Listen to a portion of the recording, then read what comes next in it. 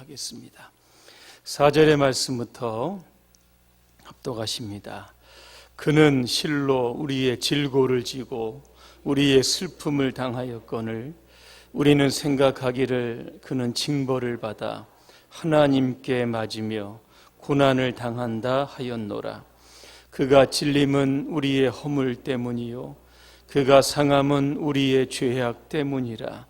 그가 징계를 받음으로 우리는 평화를 누리고 그가 채찍에 맞음으로 우리는 나음을 받았도다.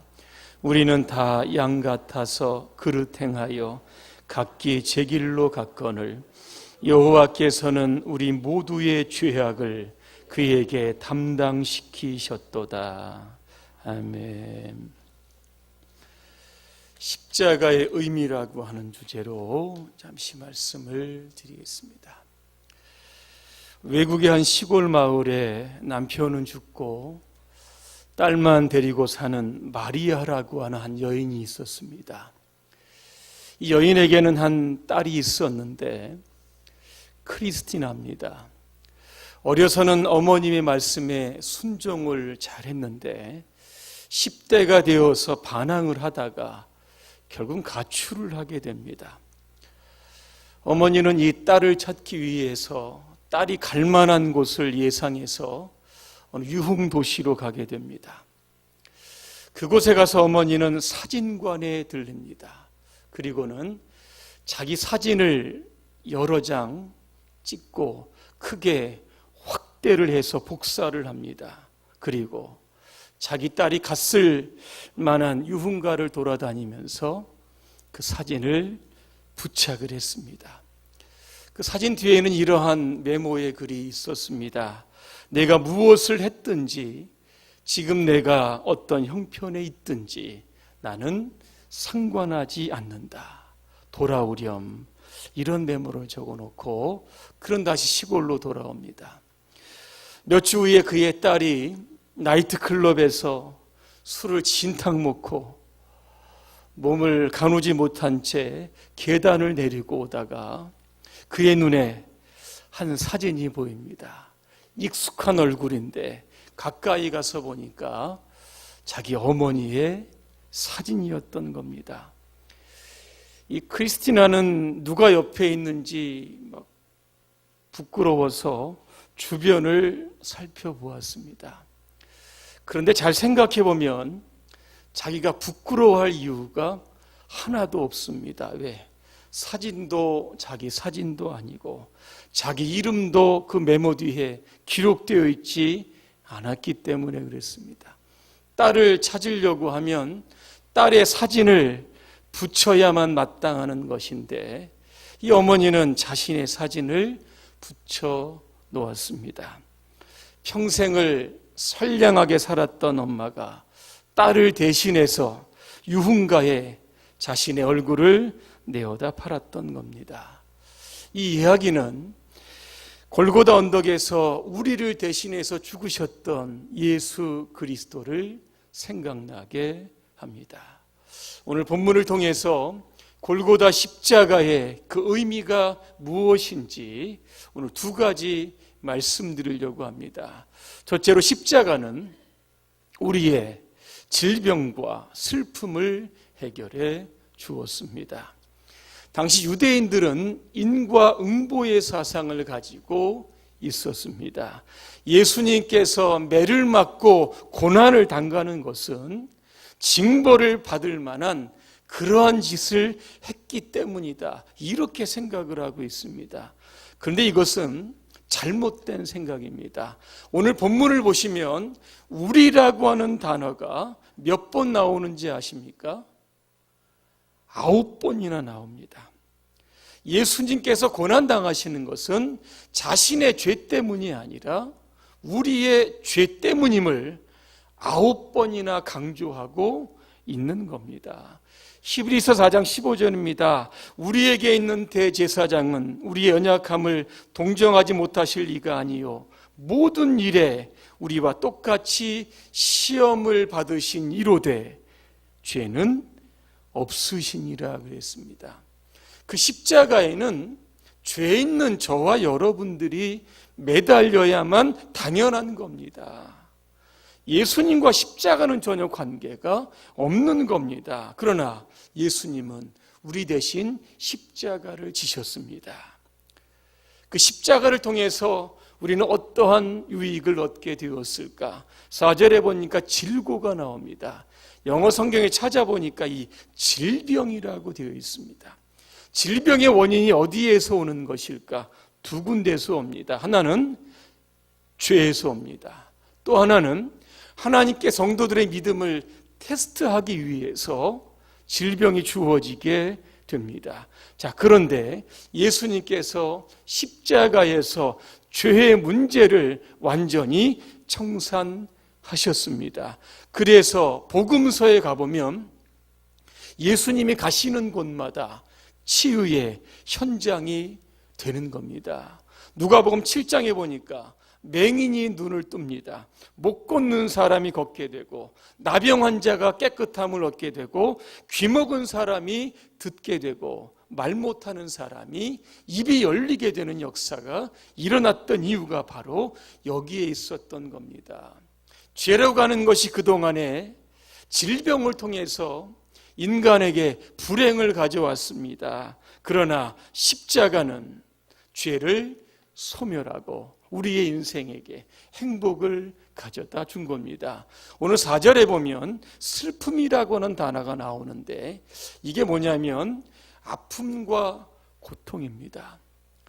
많은 사람들 보면 마음에 슬픔을 담고 있는 분들이 있습니다.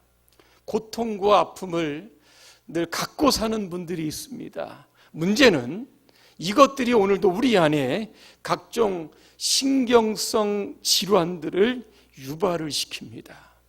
불안해서 잠을 못 자게 합니다. 우울증을 가지고 와서 삶의 애착을 상실하게 만들고 잊지도 않을 두려움들을 끊임없이 생각해서 그의 인생을 좌절의 구렁텅이로 몰아내게 됩니다. 여러분, 니체라고 하는 철학자 아실 겁니다. 원래 이분이 이 루터교 목사의 아들로 태어납니다.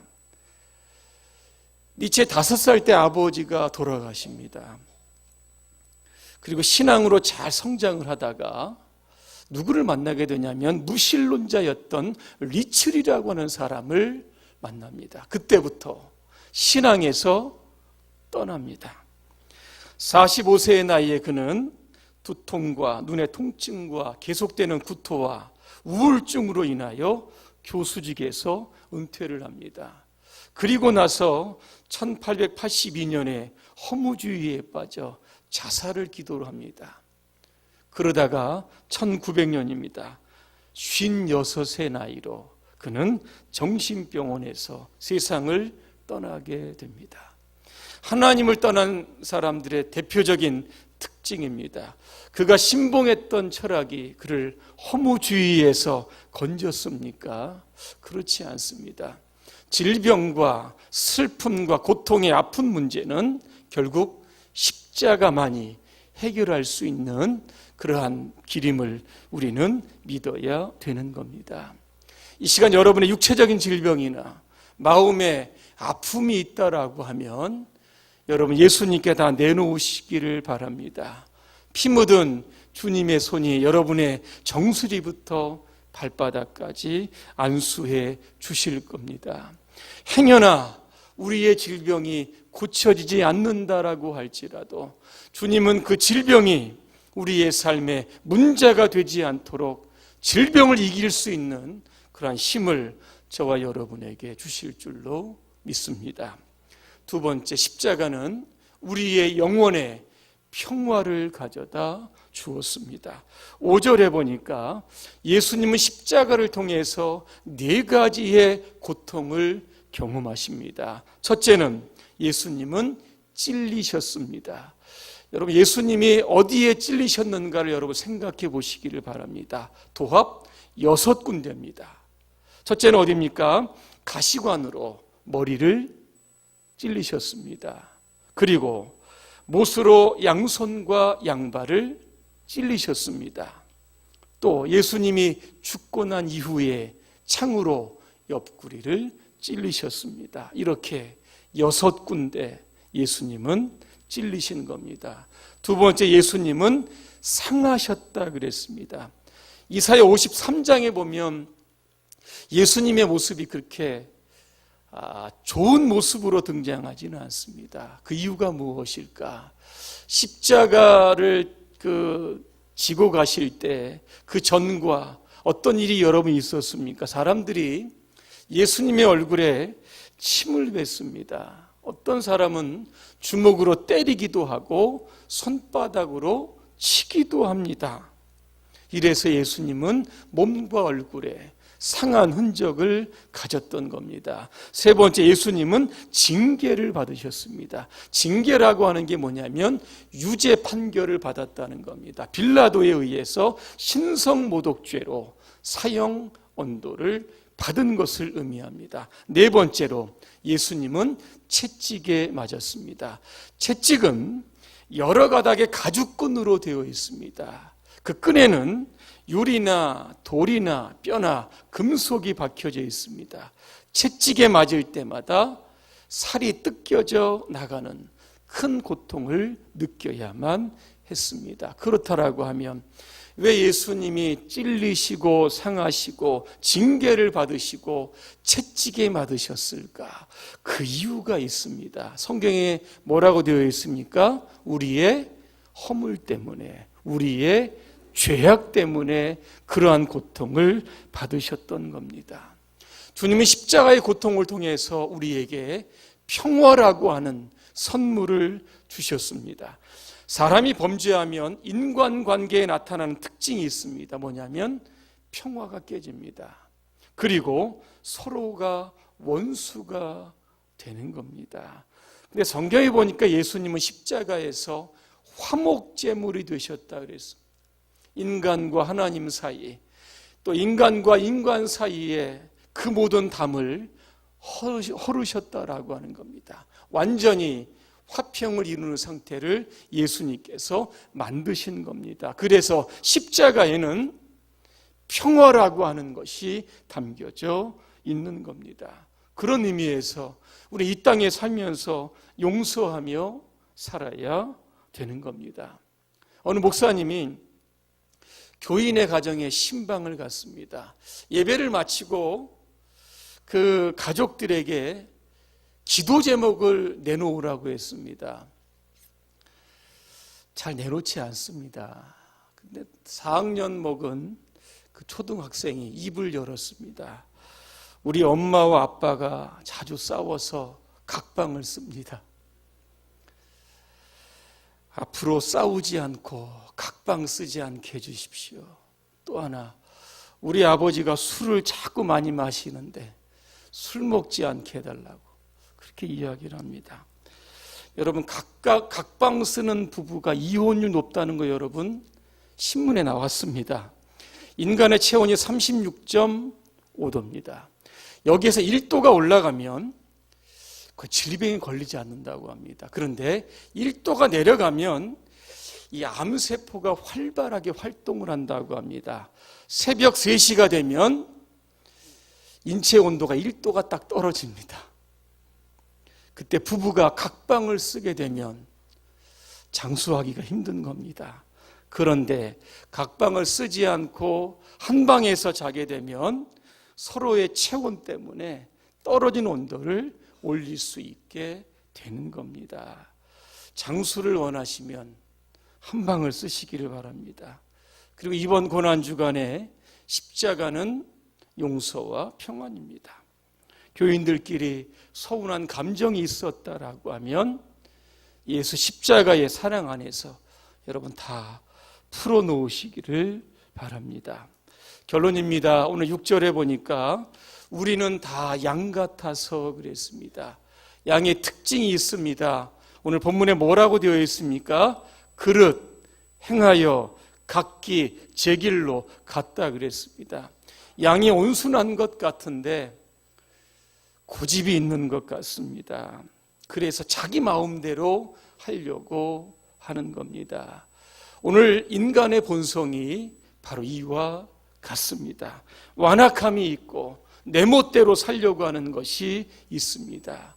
그러나 그 모든 죄를 하나님께서는 예수님에게 다 담당시키셨다는 겁니다. 레위기 16장에 보면 대속죄일에 관한 규례가 있습니다. 여기에 보면 어떤 내용이 나오냐면 2마리의 염소가 나옵니다. 1마리의 염소는 죽여 하나님께 제물로 바칩니다. 또 1마리의 염소는 대제사장이 그 머리에 안수를 합니다. 이스라엘 백성들의 죄를 그 염소에게 전가를 시켰던 겁니다. 이 염소는 살아있는 채로 광야로 내쫓겨지게 됩니다. 그 순간 그 염소는 다시 진영으로 들어오지 못하는 겁니다. 결국 광야에서 죽어야 합니다. 그렇게 돼야만 이스라엘의 모든 죄가 멀리 옮겨지기 때문이다. 이런 이유에서였습니다. 이런 일들을 통해서 이스라엘 백성들은 자기의 모든 죄가 사함을 받았다, 그렇게 믿었던 겁니다. 마찬가지로 오늘 예수님은 십자가를 통해서 동이 서에서 먼 것처럼 우리의 모든 죄를 다 멀리 옮기셨습니다. 이번 고난주간 우리를 위해서 고통당하신 예수님을 기억을 하며 그 고난에 적극 동참하시는 저와 여러분의 삶이 되시기를 주님의 이름으로 축원합니다. 기도하겠습니다. 은혜로우신 하나님, 우리를 대신해서 십자가에서 죽으신 예수님을 생각합니다. 우리의 일평생 주님을 위해서 무엇을 할 것인지를 고민할 수 있도록 도와주시고, 십자가가 용서와 평화의 상징인 것처럼 오늘도 우리 안에 서로 화해하고 이해하고 축복하는 아름다운 십자가의 정신을 되살릴 수 있도록 우리 모두를 축복해 주옵소서. 예수님의 이름으로 기도합니다. 아멘.